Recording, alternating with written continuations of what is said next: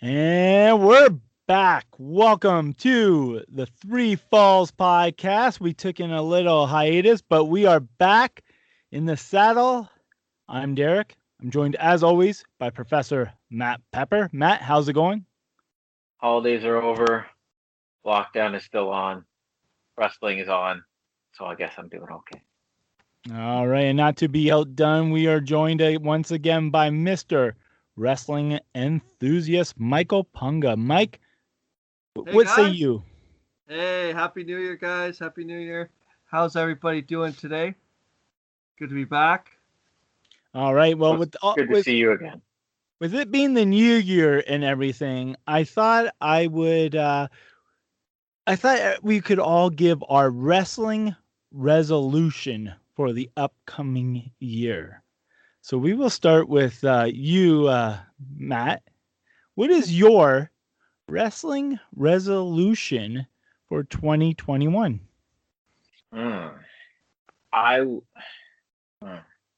Oh, it's a thinker, isn't it? Oh, yeah. I got one for you. I got one I want to see you do.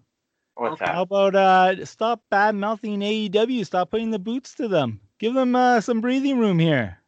Oh, boy. I put over stuff that's good on the show. Like what? It's just how I put over FTR and Cody and Dustin and these guys like all the Darby time. Allin. You like? I like Darby Allin. Yeah, you do. Lots of guys I like. Lots of talent I like on that show. But what about their stars? Kenny Omega, the Young Bucks. They're not stars, so why would I put them over? They're the champions. They run the company. Go figure. Oh, wow. Right. He is just so what is your resolution? Man, I don't know. Well, I'll go. I know. Mike. I got one. Mike. Let's go to someone that is a thinker. Well, really, Mr. Michael Punga, a wrestling enthusiast. Show Pepper how it's done. What's your wrestling resolution for 2021? I think my one big resolution would be to watch more of the Impact, ROH, NXT UK. I want to get really into that as well. More of the shows, getting to know more of the wrestlers on those shows, and especially with NXT, I want to be able to kind of grasp the storylines more and just kind of dive into it, be more involved. See, that's how it's done. That's how it's done. Matt, did you think of anything yet? See, before Punga said that, I was going to be like, I want to watch more shows like MLW and stuff like that. Get out of here. You're just stealing whatever he said. Oh, jeez. No, actually, you know what? I do have one, but it's more of a time thing. I would like to follow more what's going on in Japan, because I just don't have I don't have the New Japan World or anything like that. Well, so now's the perfect time. Kota Ibushi, the new IWGP Heavyweight Champion. Double champion, is he not? Just think, the Golden Lovers are on top of the world right now.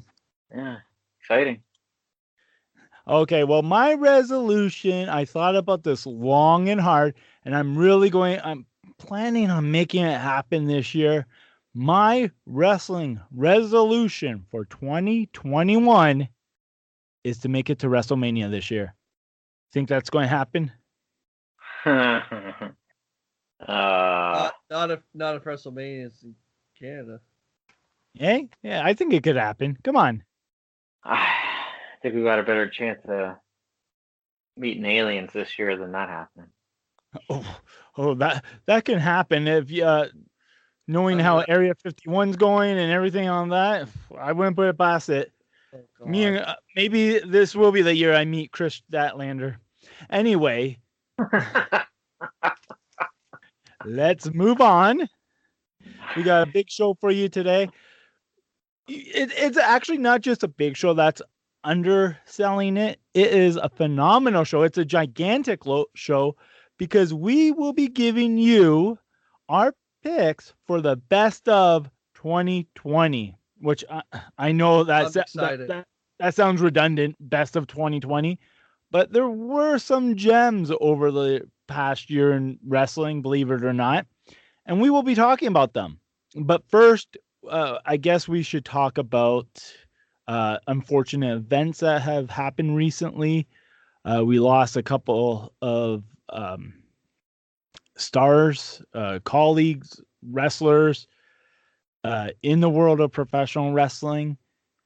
Matt, if you want to take this away. Well, obviously, the big one that happened was the passing of Brodie Lee. He passed away in December, right around, was it Christmas Eve or Boxing? Yeah, I know he passed away.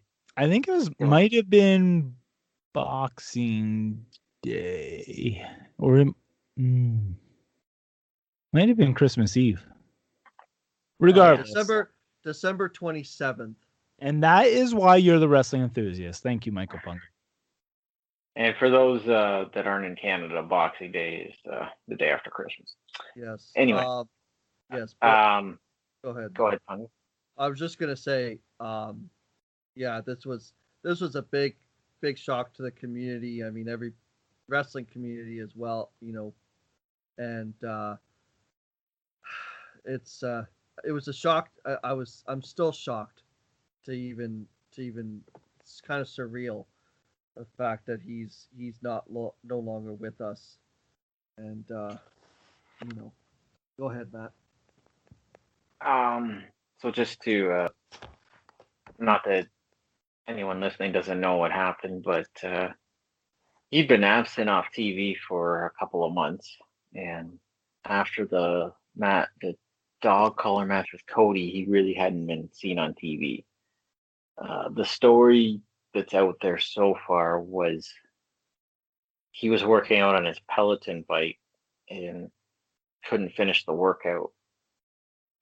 Was having a hard time breathing. He ended up in the Mayo Clinic where they had him hooked up on ventilators and everything, helping him breathe. And apparently he needed a lung transplant and didn't qualify. And the only cause of death I had heard, JR mentioned that he had heard he died of a double lung failure. And they took him off the ventilator at that point. The only chance he had was that his lungs would start breathing on their own. And unfortunately, that didn't happen. So he passed away at the age of 41. And wrestling deaths usually hit the industry pretty hard.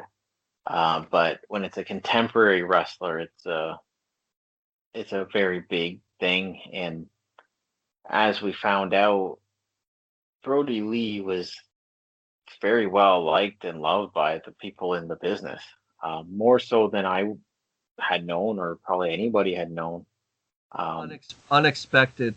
The words and the words that came out of the wrestling community and tweets and the postings, I was like, wow, this guy was just, and the pictures I saw, like the group pictures of him, and wrestlers that you don't normally see together, for these backstage pictures of them all together, and it just kind of hits you a different way when something like this happens. Yeah, it's very, very sad, very unfortunate. So I really want to ask you guys, we'll go around in a circle.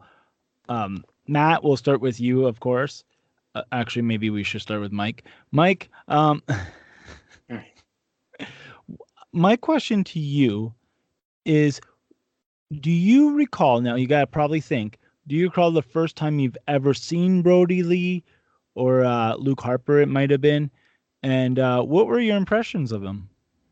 Or if you can't, also, we'll just to save time, Yeah. Do you have any favorite moments or favorite memories or anything that sticks out in your mind?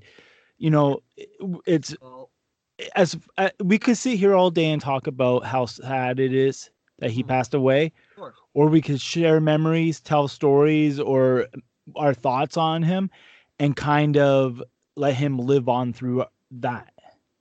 I I think the first time that I saw Luke Harper is when he debuted with the Wyatt family.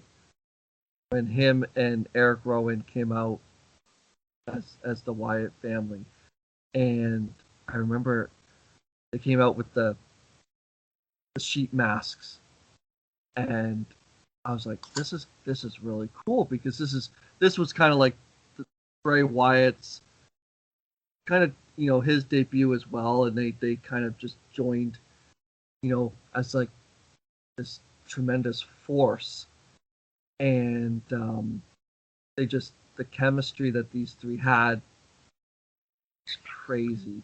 But I remember watching Luke Harper, and I'm thinking this guy's huge. I mean, Eric Rowan's huge, but this guy was huge, and he did stuff. He was very technical, more technical, like for a big guy, and not expected. I didn't expect anything to come out of it, so I enjoyed that. Fortunately, when WWE released him, and he joined AEW as Brodie Lee, or the Exalted One, nice reinvention of himself, and it was a great character that I even enjoyed. That's one person that I could say that I've actually enjoyed watching right through his right through his career. So that's among other people, but very very much enjoyed watching him on TV. All right, Matt, how about you? Any favorite Brodie Lee or Luke Harper moments, or what was the first time that you saw Brodie Lee / Luke Harper? It's funny because I was actually thinking about this a couple weeks ago, and I'm sure I've seen him somewhere before the WWE. I know he was in Ring of Honor, but I couldn't tell you if I had seen him prior to that. But the first time I remember specifically seeing him was in the early NXT shows. I'd catch every now and then when the Wyatt family just started, and I didn't really understand what the heck was going on with the Wyatt family. Because if you remember, they would just put a rocking chair on the stage. Mm-hmm. I remember that. Yep. I think Harper would bring the chair out, and then Bray would just sit in the chair. I think that's what happened with that, and I didn't understand that at all, and at the time, and I remember watching the Raw debut for the Wyatt family. Dude, that was and it was just so weird and so out there. It was one of those things like, okay, it's cool. Wrestling fans like new stuff. So when you see a new faction, it's like, okay, these guys are weird. They look crazy. This might be cool, but just how many wrestling fans after when the Wyatts came out? How many wrestling fans did you see at events or around that looked like they belonged to the Wyatt family with the beards and like the way they dress? Like the Wyatt family, everyone thought they were trying to be like these mysterious kind of swamp men, but they just ended up just looking like wrestling fans. No, it's anyway, you're too much. Will you stop? Will you stop? Yeah, no, I never thought of it until after he passed away. And I was thinking it going back watching some old stuff, but then they mentioned it on Busted Open as well, and it kind of validated what I was thinking. That he was really that kind of glue in the Wyatt family in terms of the in-ring stuff. Because he was like the worker, he was a veteran. workhorse, yeah. Yeah, he was the veteran wrestler in the group. Like Punga said, for a big guy, he could do a lot of stuff. I will tell you this because I had remembered the match.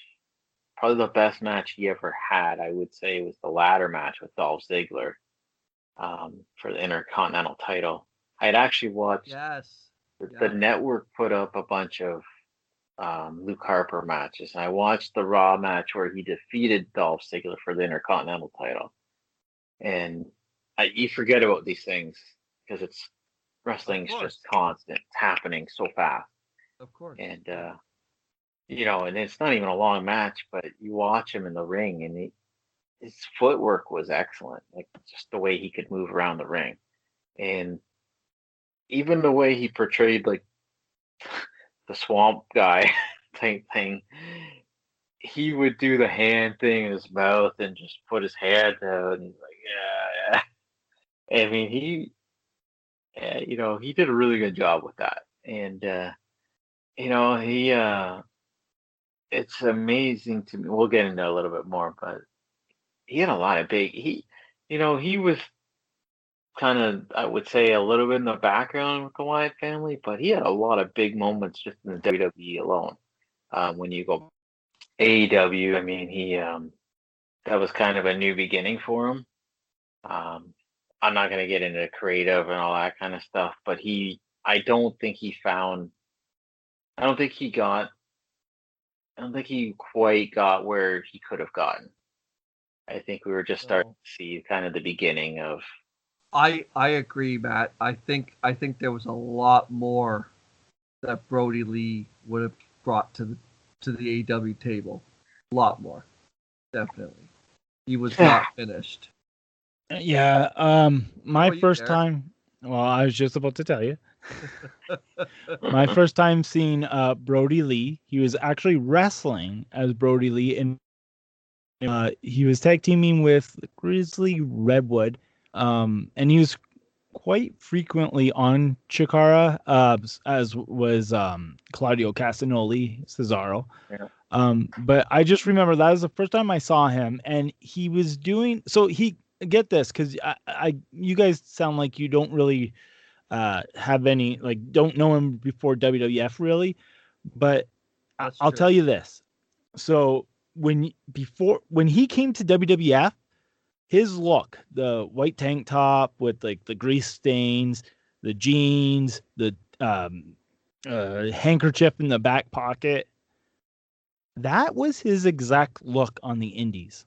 He did not change his look whatsoever, which that tells you something. I mean, like WWF could have been like, or WWE, sorry, they could have been like, hey, you need to wear tights. Hey, you need to shave your beard. Hey, you need to cut your hair. He looked the exact same. I don't know. Bray Wyatt did not look like that. He did not look like Bray Wyatt. He was husky hairs. He looked like husky hairs. I don't know about Eric Rowan, but my point is that it's almost like they modeled the Wyatt family after Luke Harper or Brodie Lee. It looks like he did not change his look, and I was a huge fan of him when he had his Intercontinental title run. I remember when he won the title on Raw, I was so happy. I was so shocked. I believe it came out of nowhere, and I was like, "Wow! Like this is good. This is really, really, really good." And then, stuff happens. He's with the Wyatt family. He's not with the Wyatt family. He one of my favorite things was the Bludgeon Brothers. I loved the Bludgeon Brothers. I like that too. I really wish that it would have had more legs because one of them got injured. I can't. I don't. Rowan. I think Rowan. Was it Rowan got injured? Yeah, and they kind of just didn't use Harper at all. He just kind of sat on the sidelines. Well, and he did that when Worlds Collide against Dominic Dijakovic, I think was the last big match he had there. Yeah. So, I mean, it's very unfortunate. And you know what? Even I enjoyed the dog collar match he had with Cody too. His last match was what a match to go out with. Like a lot of wrestlers, you ask a lot of wrestlers, they don't know their last match. Not that he knew it at the time. I don't know if he did or not. Right. But like to go out with a bang on a big match like that. Yeah. I mean, what else can you ask for? It's unfortunate, you know. AEW, we'll talk. They did a fantastic job. I love the tribute show. It's funny because like it was one of the best shows of the year, I guess. But I mean, for a different way, in different yeah, for a different reason. Yeah. I'm trying to choose my words wisely because I don't want it to come out wrong. Here's the thing, okay? At the end of the day, and as weird as this is going to sound, but the death of Brodie Lee, I believe there has not been mourning from fans, mourning from wrestlers, or anyone like since Eddie Guerrero passed away. I really, if I were to compare, which I know you can't, but the level of outpouring from everyone is so similar to when Eddie passed away. That's exactly what it reminds me of, you know. And good point. This has brought the wrestling world together. Whether you like AEW or you're an AEW fan or you're a WWF fan or WWE fan or you're, you know, somewhere in between, at the end of the day, everyone was mourning and everyone was there and everyone had each other's backs. And it was really, as this might sound very poetic, but it was a very beautiful thing. It was nice to see that. And it was nice to go out in 2020 on such, it wasn't a high, but it was a high. I know I might sound like I'm all over the place here, but it's because I'm kind of like just shooting from my heart here. I really like the community that the wrestling community actually had. We're usually at each other's throats or, you know, bad mouthing each other, having fun with each other or saying, you know, or criticizing. Yeah. That's what we do. Right. That's what wrestling fans do. They criticize each other, but no one was doing that. Everyone was cohesive. And that was such a beautiful thing. Yeah. And I know it's not going to last forever. I mean, this past week we just saw that, but it goes to show you, like, you know, at the end of the day, no matter what kind of wrestling you like, we're all in this together. We're all wrestling fans. We all, you know, we all love some variation, some form of it. And it's sad that it took, you know, a passing of Brodie Lee for a lot of people to realize that, but at the same time, it is poetic. Yeah, it's I mean, if anything, I mean, there's a lot of good stuff about his legacy that's come out, but you kind of nailed it. Like, how many? I gotta try to word it right too. I can't think of any event that actually had companies acknowledging each other and backing each other. It was very strange in that way, but it was good. It was that part of it was excellent. I mean, you had WWE people retweeting AEW people. You had WWE people on Twitter talking about how great the AEW Dynamite was and how beautiful it was. On the flip side, you had AEW guys retweeting WWE guys. You had AEW guys talking about, like, you know, great tributes in that. They were watching on Raw. You know, it showed you that at the end of the day, like, you know, when the wrestling community, when their back is up against the wall, like, they will stand tall and they will stand with each other. Yeah. And there was some excellent tributes on both sides. AEW, that the fact that they brought Eric Rowan in for that was amazing. I lost it. That's the part that really got me when he had that sign that said that was amazing. See you down the road, or see you whatever. Because apparently that was like a thing that Brodie Lee always said, like going from town to town. Oh, you know, instead of you know, saying, hey, bye, whatever, you'll see, he said, like, you know, I'll see you down the road or whatever, like in the next town or whatever. But like, it was very nice. It was very, very nice. It was excellent in that sense. I mean, I can't really there's nothing to really say negatively about the show. I mean, it was the only thing that took me out of the show a little bit was they had angles on the show here and there, but it was still fitting too, and that's the only. It was still like one of those shows where it's like you'll always remember it, and that's what was cool about that. And just kind of a sidebar on that. I mean, because there was a lot of talk about him and his family and all that stuff. They had wife and kid at the show. I was watching the show, and my kid was bugging me to play games.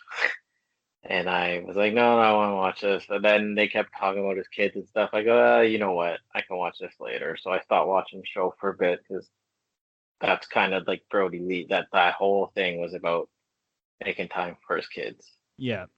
And I was like, yeah, well, I can watch this later. I go on. And actually, the part that I missed was the Rowan part too. I had to go back and watch it, but perfectly okay. And that when you're at the end of the day, you learn that when your daughter asks you to play video games while you're trying to watch wrestling, that you should give her a discus lariat. I just want to. The New Day had some excellent stuff for Brodie Lee as well. Pretty emotional stuff. Their Raw talk stuff after Raw, that Raw was pretty emotional. The one thing I liked with the WWE tributes is they were almost like Easter eggs on the show. Yeah. I actually really enjoyed that, where they throw in his moves, catchphrases. They didn't try to overshadow AEW, and they let the talent celebrate him, and I thought that was pretty good. And I think every company in some way, shape, or form put something out for him. And I can't really, if you think about it, how many in the history of wrestling, how many companies have done that? Yeah. And I got thinking about the emotional passings in wrestling, and there's about 4 I can think of that were all rough in their own way. Yeah. When it's a contemporary wrestler, I mean, you can go back to Brian Pillman. Owen Hart was very traumatic. Eddie Guerrero was one of my hardest ones. Chris Benoit was another. Yeah, that one different, but it was very emotional. Well, I still remember the day and who came to my door and what happened when that day came about. And so like this one with Brodie Lee, this is kind of like one of those, like you said, Matt, like contemporary wrestlers where it was so sudden, so tragic, just devastating to the wrestling community. So, and I like that video they had for him at the end of AEW. I saw that. I happened to I did see that, and I like the music. I like how they showed more, like Derek said, the indie scene with him. The old, the younger versions of. Well, they had talent from everywhere in that video. Right. Like personal pictures. Yeah. I've never seen that in wrestling. Ever. They have a picture of him and Harper with the WWE Tag Team Championships on AEW. I've never seen that before. It was, it was pretty moving. It was really let bygones be bygones. I think so. And I have to say, his wife put out a statement that said, enough's enough with this divisive fighting and nonsense. Like, it doesn't matter. He's like, he loved working WWE. It was time for him to move on. And he loved AEW, and there's no animosity. And that, and she's right. It's stupid at the end of the day. At the end of the day, it's the wrestling fans that make the divide, in my opinion. And some of the media. But yeah. Well, yeah, in the media, yeah. But like, really, like, you know, like, not one of those companies, like, quote unquote, trying to put the other one out of business or anything like that, you know? Yeah. At the end of the day, you worry about your stuff, right? But it's just blown up out of proportion. And if I'm hopeful his passing alleviates some of that, hopefully it won't be as crazy as it was. But who knows? Hoping. Well, in closing, I just want to say the my favorite tweet or tribute that I read on Brodie Lee's passing was actually by Fandango. And I'm going to paraphrase it, but he basically said, I believe you died twice. One, your body leaves your soul and you're gone from this earth. And two, people stop talking about you. And I believe that Brodie Lee will never die the second time because people will not stop talking about him. Will never stop talking about him or reminiscing. And I just thought that was so beautiful. So very well said. I just want to say something too. Like, it's funny how he transcended into lots of stuff on social media. The Toronto Maple Leafs put out a thing for him on Twitter. Yes, I Doug saw Gilmour. He was a big Toronto Maple Leafs fan. Yeah. Doug Gilmour tweeted about Brodie Lee. I saw that as well. Doug Gilmour, yes, I saw that. If you're not in Canada, you might not understand how important or big that would be for a Maple Leafs fan. But, you know, the time he was growing up, Doug Gilmour would have been godlike in Toronto. Yeah. Dougie Gilmour and Wendell Clark. And just to close on that too, even Big E in his promo mentioned the Toronto Maple Leafs just randomly, which I thought was he's loved by all of them. So that was yes. It was rest well, Brodie Lee. If you want, I just want to mention that because that reminded me of something that I've seen, and it's kind of almost iconic now. If you've been on social media, the mural that someone painted of Brodie Lee's face, it's beautiful. I don't know where it's at. I never. England.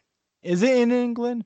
Yeah. Oh wow. Yeah, no, it's beautiful. A lot of tributes. Anyway, we gotta move on. We also lost somebody else this past week. And it was actually somebody that we were talking about on the show not that long ago. We lost Bobby Davis. Yes. Bobby Davis. He was one of the obscure wrestling video interviews that we listened to. Again, for people that don't know, Bobby Davis was the manager of Nature Boy Buddy Rogers. And one of the original heel managers in pro wrestling. He managed the Graham brothers, a bunch of different people, but the pairing with Buddy Rogers was massive. He helped incite riots in the 60s. He was one of the premier promo guys of his day. I'm actually currently looking at buying the Buddy Rogers book, which they interviewed him a lot for. That just came out, did it not? Yes, it just came out. Is it Tim Hornbaker, I think, wrote it? So I'm interested in purchasing that, and if I do, I will talk about it on here. But he was pretty young at the time when he got into wrestling. Promos were excellent. There's not a lot of footage from then that I found. I found a couple promos with him, but he's really hard to find. Just because of the time period, but he was the inspiration for the Bobby Heenans of the wrestling world, because Heenan would have seen him in the Chicago area probably in the 60s when he was a kid, 50s and 60s, and he got out of the business fairly young, went in real estate, and he actually bought into Wendy's He was like Really? he was like he Like, did he? owned he was a franchise owner in like California. He owned most of the state or something for Wendy's. He was friends Wow. with Dave Thomas from Wendy's. Wow. He was a childhood friend of Dave Thomas. He was, and they said the article I read, he was friends with Dave Thomas and Merle Haggard. Those were like two of his Wow. best friends. So he went in real estate, and then he got into Wendy's, and Imagine that built podcast. Yeah, no kidding. he he built like a multi-million-dollar nest egg for himself. Like he did really well outside of wrestling, which is incredible. But I mean, Somebody I know on Facebook knew him, and they mentioned that he was just a really nice guy, even up to like his dying days, and he was always like, honestly, if we wanted to get him on the show, if he had the means, he probably would have done it. That's how nice he was. I talked about it before. Like I'm so interested in that time period. Like it's it's funny how I don't want to say it's forgotten because there's a lot of historians, but like I said before, there's so many people that do the wrestling journalist or podcast, and they just have no interest in the time period or don't know anything about it, or it's just intriguing to me. Like, you think about it? You're in the '60s, you're traveling to all these towns that you'd never go to, and you're basically doing one night stands over and over again, inciting riots and causing anarchy, and it's just it's a different world, and I find it very interesting, especially a heel manager and the kayfabe era. And then keep in mind, a lot of people didn't believe wrestling was real, but they would still get incited at these events. It didn't matter because you'd see people walking in that are larger than life and talking about how they're better than you, and they can do whatever they want. And it's just incredible. The life he would have lived, like those guys would have lived, is just and he's what you would call a builder in the business. There's no Bobby Heenan without Bobby Davis. That's why he's named Bobby. That's why Bobby Heenan was named Bobby, because his name isn't Bobby. No. So yeah. No, Well, that's I'm rest in, rest peacefully. yeah, rest in peace, Bobby Davis. All right, so I just want to. Sorry, Derek. I just want to. I just want to mention that this year, as tumultuous as it was for everybody, there was a great list of just so many wrestlers that we remember, and just to those that we lost this past year. I just want to say, to their families, our condolences and rest peacefully for the. There's a lot of notable big name people that we've lost this year. So just want to say that. very well said. All right, with that being said, Mike, the floor is all yours. Oh my goodness. Well, we've come to the end of 2020. A lot has happened. A lot has transpired. And I think it's time to honor the best of the year in wrestling of 2020. We had an award, Slammy Awards, in the WWE recently, and this will be part of our contribution to that. I'm going to start with a little bit of. You're going to. I will give you the winners. However, when I give you the award, you can let me know who you think is the winner. Just briefly, just give me kind of who you think might be or who you want to be the winner of that award. So, we start here at number 1. We're gonna start with a little simple referee of the year. Who do you guys think referee of the year? Any company, WWE, it could be any company. Oh. Who's going to go first? I guess I will, since Matt's Derek? still he's still thinking it over. You know what? I am going to give this award to Aubry Edwards. I think she's done a phenomenal job of pretty much being the head official of AEW. She's, in my opinion, the best official AEW has.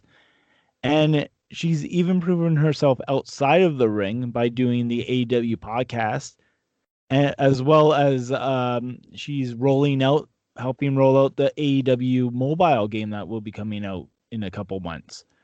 So not only has she proven to be an asset in the ring with refereeing, which she has done a great job. She hasn't really made, in AEW, a lot of the referees kind of look like they're being taken for a ride or fools, but she doesn't.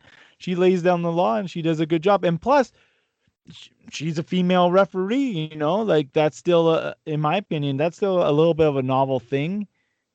In today, it's getting to be more regular.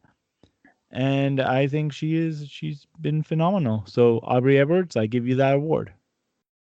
Awesome. Referee of the year. Okay, Matt. Ready for you? Aubrey's a good pick, but I'm going to deviate on that because I think there's somebody that doesn't get enough credit. I'm going to stick with the female referee. I'm going to say Jessica Carr, WWE. She's so smooth in the ring. She just contributes to the match, but she doesn't take over the match. She's like the first female referee they've had in 30 years. I don't know what it is. She's just. Now, where is she usually referee there, Matt? SmackDown. Okay. She was she NXT before? Yeah, I believe she was on NXT. She was in the Mae Young Classic as the referee. That's where. Yes. She was actually a wrestler, and I think she tried out for the Mae Young Classic, but they didn't have any spots, and asked her to try refereeing, if I remember correctly. She's out of the Dudley Boys School. But I've always liked her. I've always liked her facially, everything. She's very authoritative, but Aubrey's also a good pick. Good. She's probably the only good referee in AEW, to be honest with you. Well, I like both of these picks. I like how they're both female picks for this referee of the year. WWE's winner of referee of the year actually will go to SmackDown there, Matt.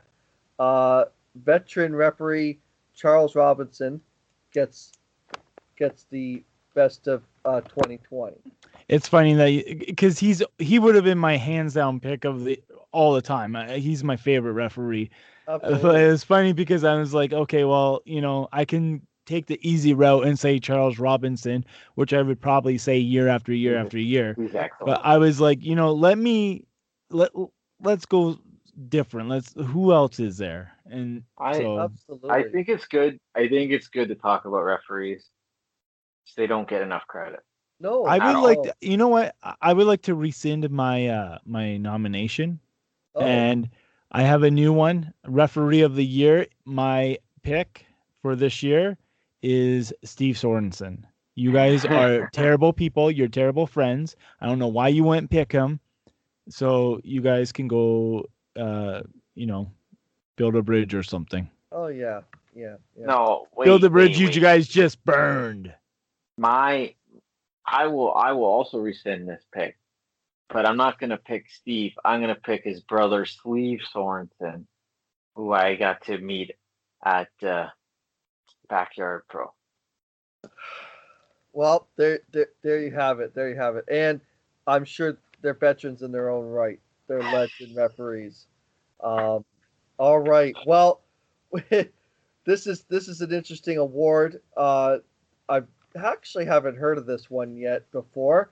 Double Cross of the Year. And no, we're not talking about carrion. Double Cross of the Terry Year. Funk's Ranch. That's what I was thinking. Oh boy. Matt, we'll start with you. Do you know of a double cross with some of these superstars this year? Do you have a special? So somebody nominee? turning on somebody. Yes. I got one if you need time to think. You go ahead. I got Go ahead, All right, Derek. my double cross of the year is Don Callis crossing AEW officials and reuniting or joining with Kenny Omega. And this beginning the whole Impact AEW kind of relationship, feud, however you want to look at it. I like that. I like that. Matt? Yeah, Matt, let's see you beat that one. might- My double cross of the year is Hacksaw Jim Duggan's eyes. Whoa. Shawn Michaels' eyes. Hey, whoa, whoa, whoa, whoa, Whoa. whoa! I think this is a double. I think this is a double cross of the year. Derek going all heel on us here. Ay ay ay. I'm gonna go with that because I can't think of it. Don't worry. Off So the top of my head. WWE has kept it simple. Bailey betrays Sasha Banks, her best friend. That is a good one, actually. Yeah, that is a really good one. Why didn't we think of that? I don't know. That's okay. All right. Next Probably up. because it happened in the summer. Next up. Oh yeah, that's true too. Next up, we've got. This is an interesting one. Celebrity appearance of the year. Oh, this Best one's a layup. Celebrity appearance. This one's a layup. All right, Derek, you saying layup? I'll let Matt go first. There isn't one. What? Derek? Pat McAfee. Oh. Count him as a celebrity? Yes. He kind of is, Matt. I hate to Hands say. down. There's your celebrity crossover. Pat McAfee. All right. I'm gonna concede. Okay. Because I'm thinking like I'm thinking like Shaq and stuff like that, and I'm like, well, or Punga, would you prefer that girl that was on The Bachelor? Oh, for God's sake. No, I'd actually prefer this winner, and this is the winner of the Celebrity Appearance of the Year. The Tampa Bay Buccaneers tight end, Rob Gronkowski. Oh. His appearance at WrestleMania. Please. What's he doing now? He's playing for the Tampa Bay Buccaneers. Are you a Tampa Bay fan, Mike? No. He is now. I am not. I am not a Tampa Bay fan. Look at my sweater. Who are you cheering for in the playoffs? The Buffalo Bills. All right. Oh, okay, I'll go with that. But why would you cheer against the Patriots then in the playoffs if you're such a hardcore fan? We're not in the playoffs. So. Oh, what? Sorry, my headphone cut out. Because we are not in the playoffs, Derek. Oh. If you knew anything about football, then Tom Brady didn't make it to the playoffs with. No, he's actually playing with the Tampa Bay Buccaneers. So. Oh, are they in the playoffs? Yes, they are. Oh. Okay. Oh. Yeah. Oh, congratulations! Yeah. Oh. All right. I don't know anything about football, so. Okay. I don't know. Okay, I'm going to say this next one. This one is documentary of the year. This goes.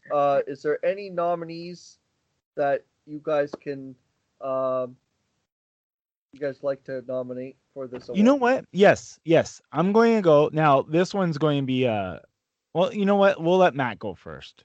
Yeah, let Matt go first. Because I feel like he's piggybacking off of me. Yeah, I don't remember everything that came out this year. I mean, by default, you probably have to go with The Last Ride. That's the winner. That's who Last Ride is my documentary of the year. Well, if it's a consensus, that is Undertaker: The Last Ride is the winner of the documentary of the year. Now, these are a couple interesting ones. We're gonna turn Derek. I think you'll like this one. Trash Talker of the Year. Now, there are 2 winners to this, but I want your nomination first. Do I go first or Matt? Matt, do you have one? Trash Talker of the Year? I have Go ahead, one. Matt. Go ahead. I want to hear it. I could name a few, to be honest. Okay, but, go ahead and name 2 because there's 2 winners to this. I'm the winner. Go, name 2. Yeah, okay. Eddie Kingston should be on this list. Okay. Yeah. 100%. Eddie Kingston should be on this. Don't piggyback there. And Punga, just for you, I'm gonna throw Pat McAfee on there. Son of a. No, that's a good one. They're both good. Derek? You know what? Yeah, those are fantastic picks. Actually, they are. I was going to go a little different. I was going to go with Bailey. Okay. Yeah. I thought she's been fantastic on the mic this year. So, 100%. Yeah. Anybody else, Derek? You have one more. I get 2 picks. Oh, geez. 2 nominations.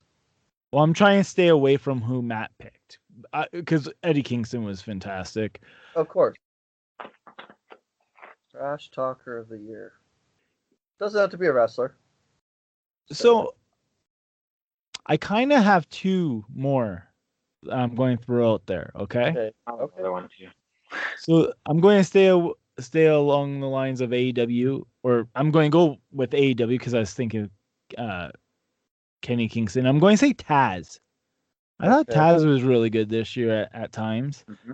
Okay. And then the other person that I was going to go with is, now they have escaped my mind. Matt, what's your third one? Especially lately, I like Kevin Owens. I know. Okay, Derek, go ahead. MVP. Okay. Yeah. So I mean, there's a lot in this category. So I have to say, for the Trash Talker of the Year, Derek, you are actually along the same lines as these winners, because one of these winners. You mean Kenny? No. You mean Eddie Kingston didn't win a Slammy? No, he didn't. Lacey Evans, as you said. What? You said Bailey. Yeah, but Lacey Evans, that's a terrible pick.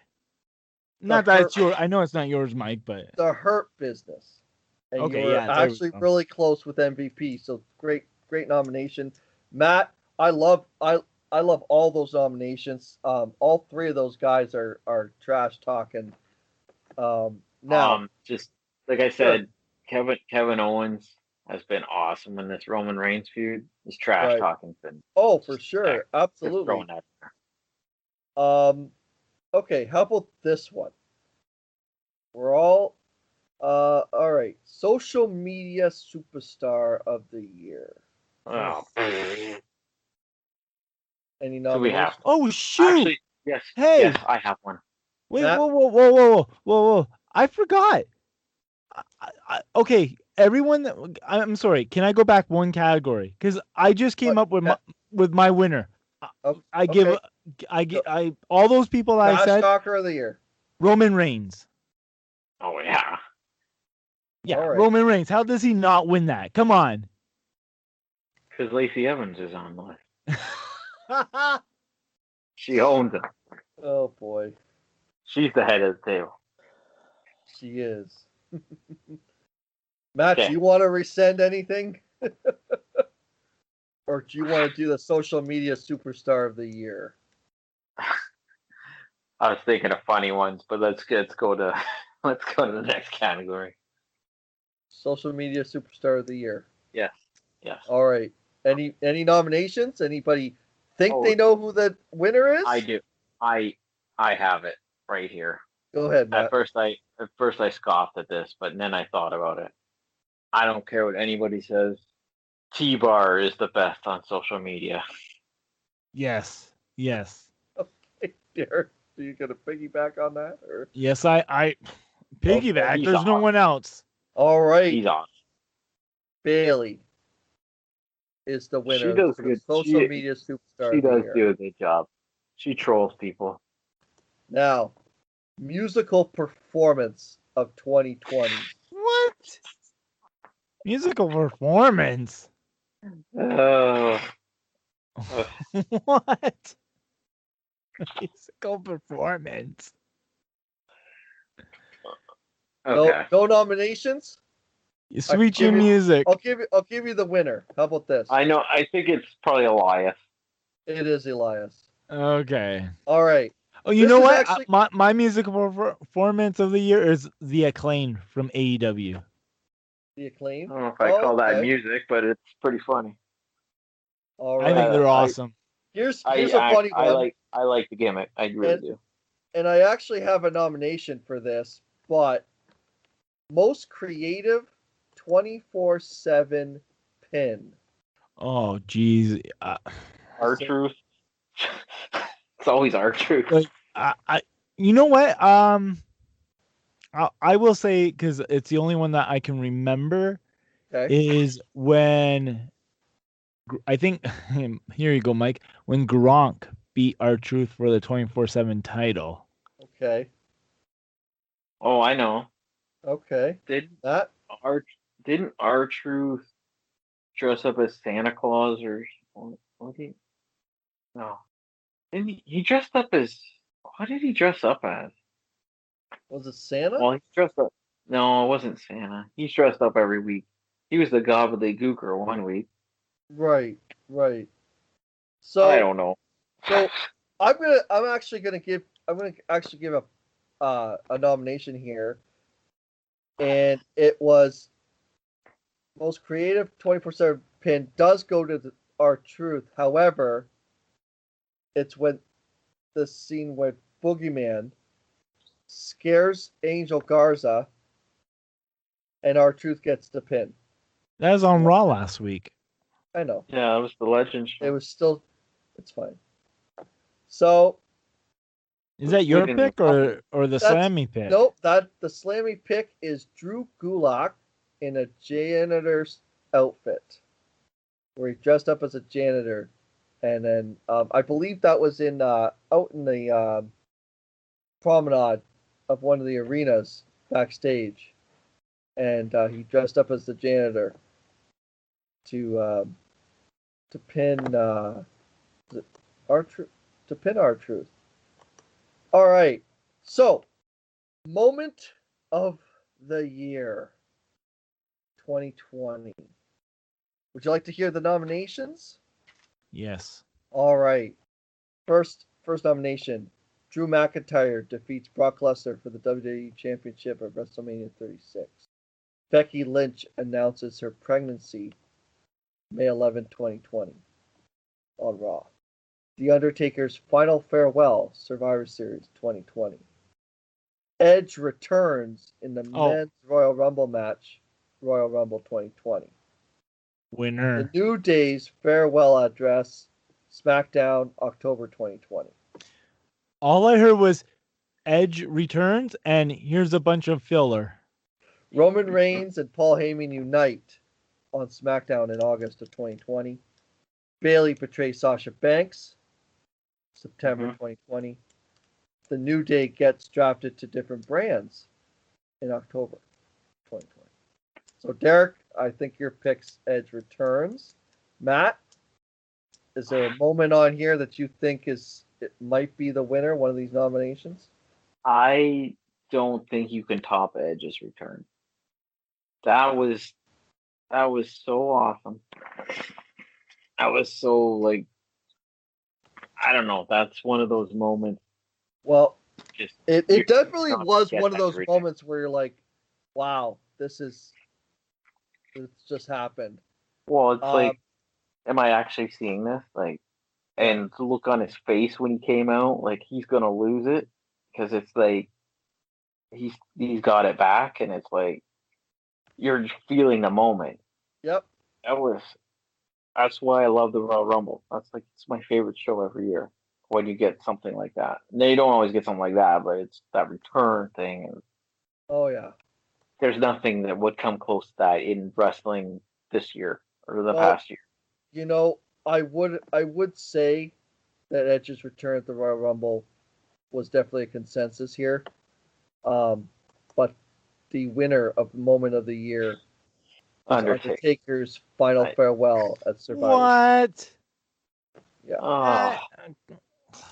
That is why I don't watch like the Slammies or anything like that. Because how are you not going to give it to Edge?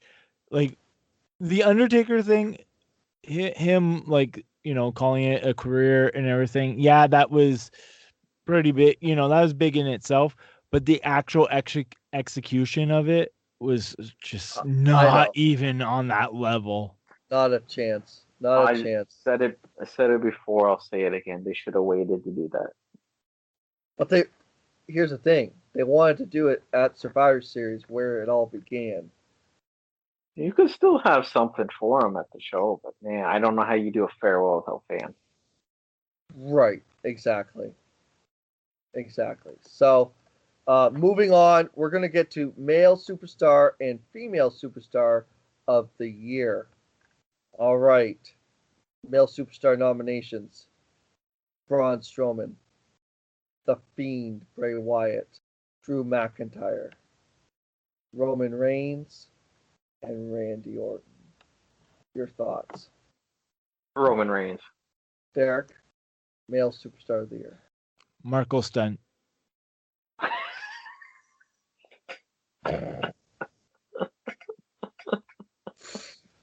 All right. Well, it is male superstar of the year is Drew McIntyre.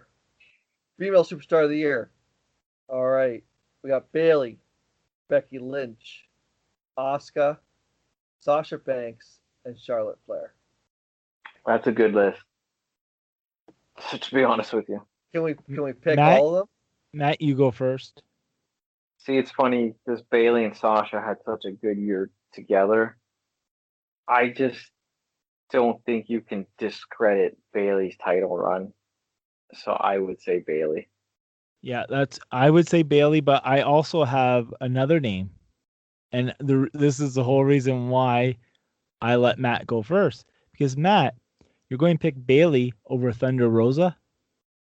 Well, Punga named the nominees, so I went with... No, he named the WWE nominees. We could pick whoever we want. Well, when you put this is a wrestling show, not a WWE show. Well, when you put it that way, yes. No. To make the argument, but I would still say Bayley over Thunder Rosa.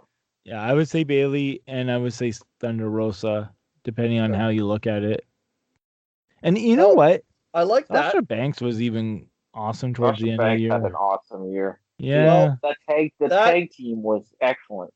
Well, gentlemen, that is your female superstar of the year, Sasha Banks. Yeah, I could see that. Now, before I get to that, I'm going to do one. How about this one? I've created an award here. All right. What's title reign of the year. Asuka, Cody Rhodes, Jon Moxley, Drew McIntyre, Bayley. Do I have to pick someone from your list? Yes. No. Okay. But those are the 5 that I thought had, Matt, you want to go? You don't have to pick it from the list, but those are the 5 that I thought as nominees.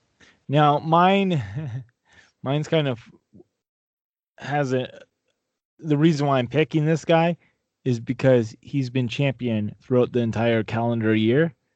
I'm going to go with Walter. Oof. Now, he hasn't had much defenses, but he hasn't. But he's been champion the entire year. Other than that, I will say probably Bayley. I would say Bailey from that list. I think the best champion in pro wrestling still, although he hasn't had much work either, is Nick Aldis. Okay. All right. I like that, Derek. That's definitely respectable. Walter is definitely the title reign of the year. Definitely my opinion. So no John Moxley picks on this one. No Cody Rhodes, nothing like that. All right. So No. all right. So breakout star of 2020. We have Murphy, Otis, Bianca Belair, Dominic Mysterio, or the Street Profits. Those are 5 nominations. Anybody else? I'm going off the board. Matt, do you have one? Thunder Rosa. Okay. Derek, Thunder Rosa as well. Oh, sorry. No. Okay. I'm not going to. She has had a breakout year, but I feel towards the end it kind of went flat. Yeah. I think I am going to go with Darby Allin. That's a good one. I like that one because the winner of the breakout star of the year are the Street Profits. I would hope that they wouldn't have gave that to just a single superstar there, but all right. Well, I mean, Otis was the Money in the Bank winner. He was. I mean, come on now. All right. Ring gear of the year. This is a category. It is. All right. Shinsuke Nakamura. What? Bianca Belair. Seth Rollins. Sasha Banks. Carmella. Charlotte Flair. Or The New Day. Or anybody else in your realm of nominations. Sorry, ring gear? Yes. That doesn't include entrance gear, does it? Or can we? Yes. It does. Okay. Ring Well, gear. I really like it's not my winner, but I the only think about the ring gear that we talked about on the show the past year, and the one that I brought up was Lindsay Dorado's Toronto Raptors inspired gear, which he actually wore last week on Raw. He brought it back. Okay. I like I that. thought that's cool. Yeah, that's cool. I like Dominic Mysterio's ring gear where he had the idea of having the hood. Unfortunately, it didn't really pan out. Mm-hmm. Yeah. Okay. Matt, anybody on your side? You guys might laugh. Go ahead, Derek. I was going to say Rhea Ripley's WrestleMania gear, where it was all white. Ooh, Was I really like nice. that. I like that one. Yeah. I like Drew McIntyre's Highlander gear. I love the sword entrance. I think that's awesome. But that's because I'm a big fan of Highlander, so whatever. So that's what I like. But anyway, outside of that, you're a big fan of the Highlanders. Who, Robbie or Rory? Robbie. Whichever one got fired from Beyond TNA. That'd be Robbie. Robbie. There's actually a lot of talent to have awesome gear. Well, the winner of the Slammy Award for Ring Gear of the Year is the Gears of War. Oh yeah. Yeah. That was cool. That was really cool. All right. Well, I think we've already touched on this, but this is an award here. Return of the Year. Done. Is it okay? Other than Edge, we'll say. All right. All right. Okay. All right. Because that's kind of like too easy. Sami Zayn, Goldberg, MVP. It's kind of funny. Goldberg just returned again.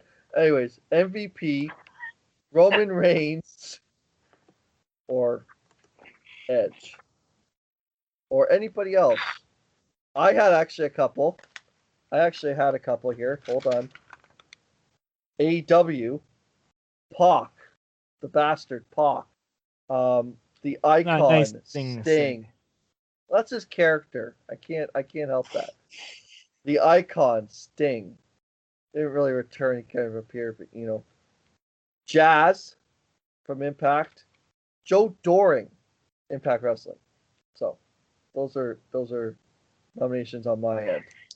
Well, this would be like a big, impactful return. Yes. Besides Edge.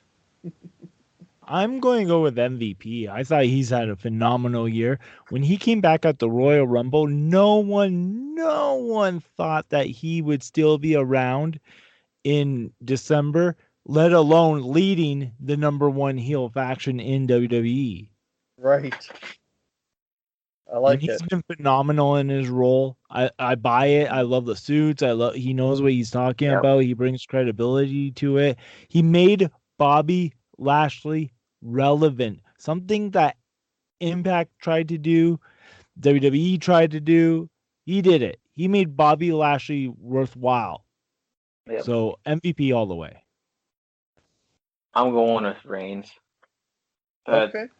This is the best thing going in wrestling, and that return actually was surprising because, I mean, he left due to compromised health, so no one was expecting him back anytime True. soon. But he's been tremendous. All right. Excellent picks. Edge won the return of the year, by the way. If you didn't already know that. All right. Tag team of the year. The New Day. Nia Jax and Shayna Baszler. The Street Profits.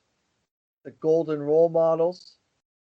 Nakamura and Cesaro are the WWE nominees. Now, sorry, go ahead. Go ahead, Matt. I'll let you start. I will take the Golden Role Models. They were excellent all year until the split. That was probably the best. That might at one time was probably the best thing on WWE when they were going between all three shows. I like that nominee. I like that nominee. I need help here. Who are they? I'm trying to think of who are the. It's Bailey and Sasha Banks. I said Bailey and Sasha. Oh, okay. I was sitting there. I'm like, who are they talking about? So is this tag team? That's what we're doing. That's what we're doing. I'm going to go with the Revival, or FTR. I mean, that was actually one of my nominations as well. FTR, along with SCU, as Butcher and Blade were another one, and of course the Good Brothers was another nomination of mine. But the winner of Tag Team of the Year, the Street Profits. All right, Rivalry of the Year.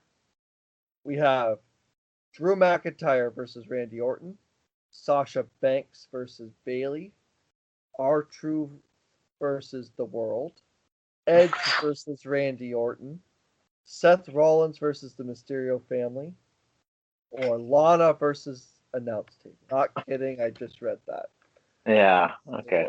Any other Rivalry of the Year?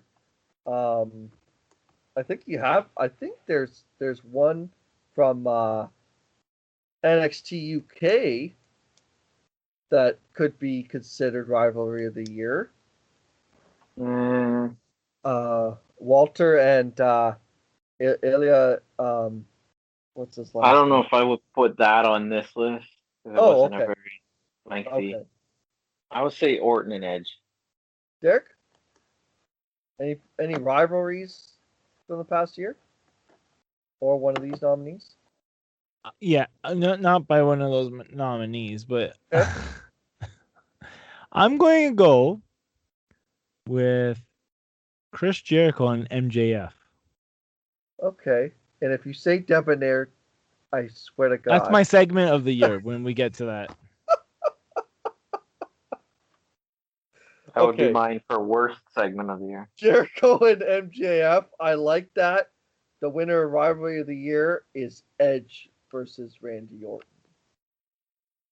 Honestly, there really hasn't been any rivalry that's really stuck out to me where I'm. Oh, you know what? Maybe Bailey and Sasha Banks. Yeah, They had that a one couple. They They had a couple good matches on pay-per-view, right? Yeah, They had the Hell in a Cell match. But they had a lot of steam on that. Yeah. Too, right? Because they had the tag team and the split. All right. Moving on to match of the year. Now there's a.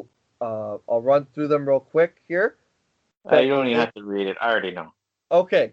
Yeah, same here. Match of the year. Falter versus Dragunov. Ding, ding, ding. Winner, winner, chicken dinner. I love that. I love that.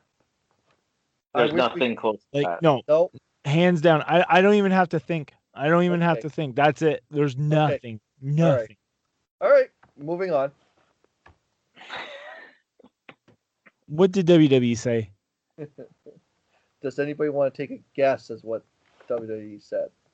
Just Matt. Edge and Orton. No. Something with Lacey Evans. No.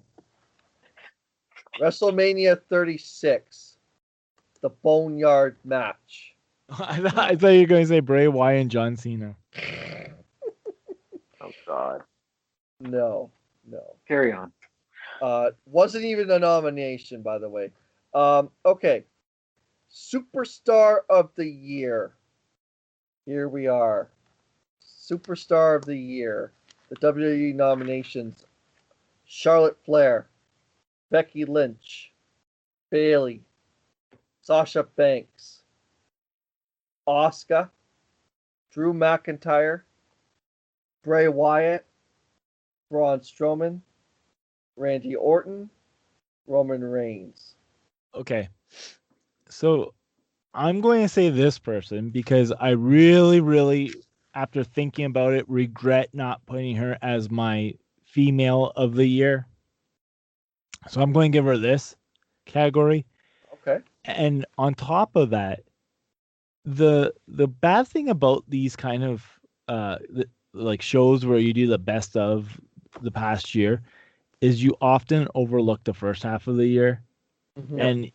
And right. I think that's why I did not put this person as my female top star of the year. But she had an amazing first half of the year. And I mean, she is finishing strong now. But like when the COVID hit and, quarantine and things were just like kind of nothing was really sticking, Asuka held it together. She was the Money in the Bank match. She was the star of. She was a star on Raw. She had great angles. She was the champion for a long time. She had good feuds. We saw the ending of her tag team, the Kabuki Warriors, and she carried that on well. And just now she's both the champion, women's champion, Raw, and tag champion. So Asuka is my star of the year. Matt? Oof, that was a pretty compelling. That actually was. I would drop this mic, but it was $200. Oh. Okay. Well, thanks for letting us know there, Moneybag. Well,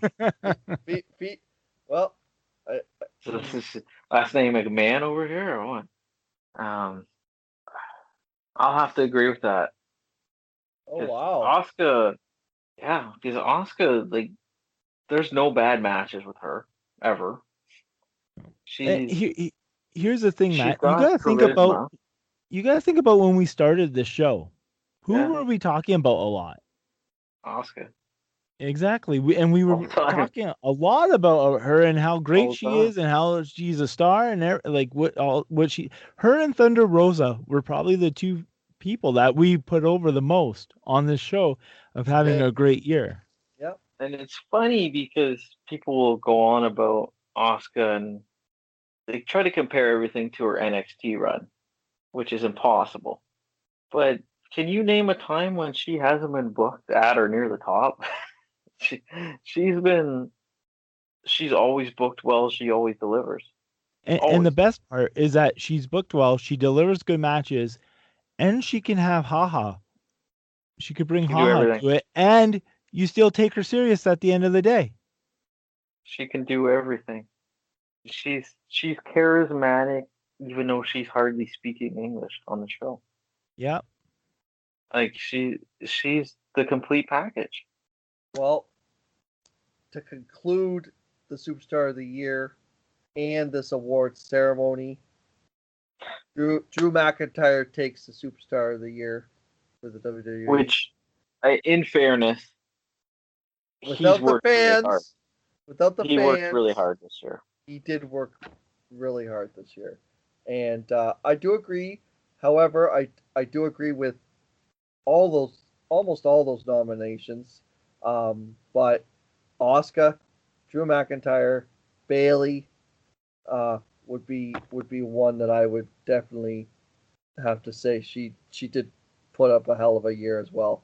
So, and you know what? To be honest with you, the Fiend did his part too. I think Bray Wyatt deserves some type of credit for the storylines that he put forth with Randy Orton and now with Alexa Bliss intertwining with that as well. So, all right. Well, that concludes the award ceremony. I got one more category that we skipped. Are you guys ready? And I'm going to ask you guys, Mike, you're included in this one. Okay.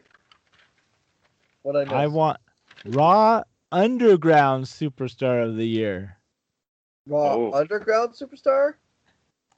Dabba-Kato. Dabba-Kato. Dabba-Kato. See, here's the thing. How did you guys forget about Raw Underground? Because I totally did up until I was thinking about the last year. Think about that. Raw Underground. Let's just slowly reminisce about this year. We had a Raw Underground, Dabba-Kato. We had a Money in the Bank match that happened on Titan Tower or throughout the headquarters where the men and women fought at the same time trying to make it to the top. We had Rey Mysterio's eye get poked out, which that's probably feud of the year if you think about Seth Rollins and Rey Mysterio. We had think about the craziness of this year, the stuff you kind of forget about a lot of the stuff. You focus on what's happened in the last couple of months, but it's been a weird, crazy year. But overall, I wouldn't say it was a terrible year for professional wrestling. I think a lot of other things suffered more in 2020 than professional wrestling. You know, definitely amazing of all the things that we're running in 2020. Pro wrestling will be like the last rat that gets off the ship. How many? Okay, so it's COVID. Everyone's quarantining. This is in March, April. How many times did you turn on TV and see professional wrestling? And professional wrestling always put something out new. Not saying that this was, a great idea or whatever, but there was always something new. And I know Sportsnet, they replayed wrestling over and over and over again. I think wrestling kind of just showed you, like you said, it's a cockroach of the entertainment industry. They will never go away. With ugly fans who look like they could be a member of the Wyatt family. Didn't you used to wear wife beaters, Derek? Never. Lies. On that note. All right. On that note, thank you for joining us on this episode of the Three Falls podcast. Be sure to check us out on our social media platforms. We have Twitter, which Matt runs. It's at 3 Falls Pod. At 3 Falls Podcast. At 3 Falls Podcast. And it's excellent, might I add. But not excellently executed, at excellently executed. Actually, it's at Bret Hart Pod. That's where all the cheaters hang out. You could also check us out. We have an Instagram, Facebook group. We have all that stuff, but honestly, if you want the heart and soul, it's the Twitter, which Matt runs.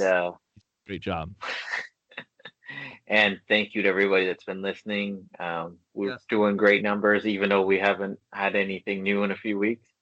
Record, it just continues to climb. So if you like what you hear, write to us, let us know. Our obscure wrestling references, our reviews are doing well. The match reviews are well. If you have anything else you'd like to hear, let us know. All right, Mike, do you have anything you would like to say? No, I don't. A man of many words, the wrestling enthusiast Michael Punga. Well, thank you. I just want to say that, like I say, keep listening, as Matt says, and keep, if there's anything that you guys do want to hear from us, shoot us a line on Twitter or any of the other social media platforms. Thanks for joining this episode with the award ceremony, and best of 2020 as much as it can be. Be sure to subscribe at Three Falls Podcast. I'm Derek. ThreeFallsPodcast.com as well. Oh, yeah, there we go. ThreeFallsPodcast.com. I'm Derek. See you next week. See ya. Later.